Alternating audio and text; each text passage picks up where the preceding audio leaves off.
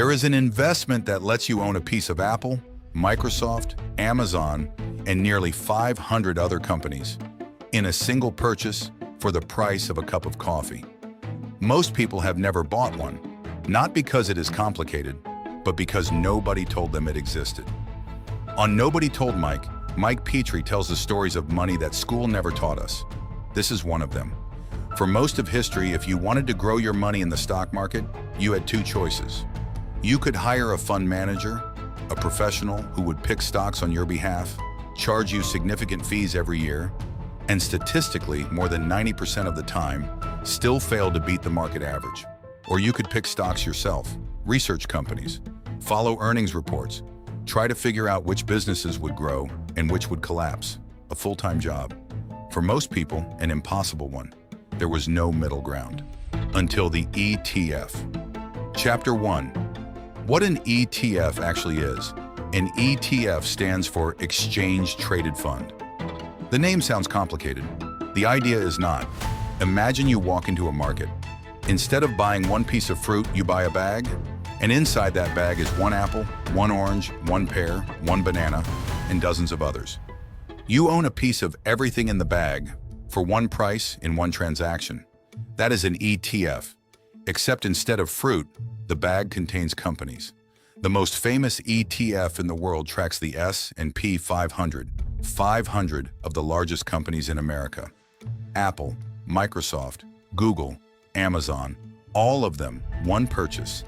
If one company in the bag has a terrible year, the others carry it. If one goes bankrupt entirely, it gets removed and replaced. The bag keeps going. Chapter 2. Why ETFs changed everything.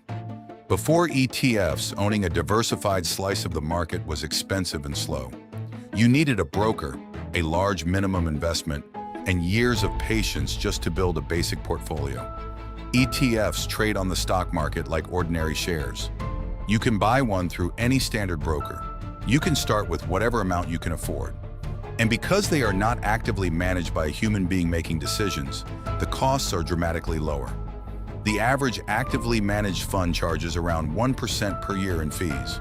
The average ETF charges closer to 0.1%.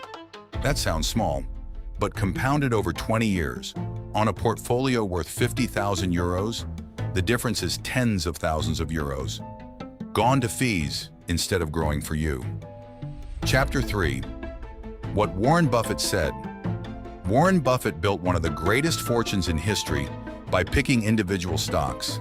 He is arguably the greatest stock picker who ever lived. In his will, he gave instructions for what to do with the money he leaves his family. He did not say, hire a fund manager. He did not say, pick the best stocks. He said, put 90% into a low-cost S&P 500 index ETF. The man who spent his life beating the market is telling his own family not to try, because he understands something most people never learn. For the vast majority of people, for the vast majority of situations, the ETF wins. The ETF did not make investing easy. Staying invested when markets fall is still one of the hardest things a person can do, but it removed the two biggest barriers, the cost and the complexity. For the first time in history, someone with 50 euros in a phone can own a piece of the global economy. The same investment available to institutions and billionaires, available to anyone. That is what Mike Petrie calls modern financial philosophy. The tools were always there. Nobody told us how to use them.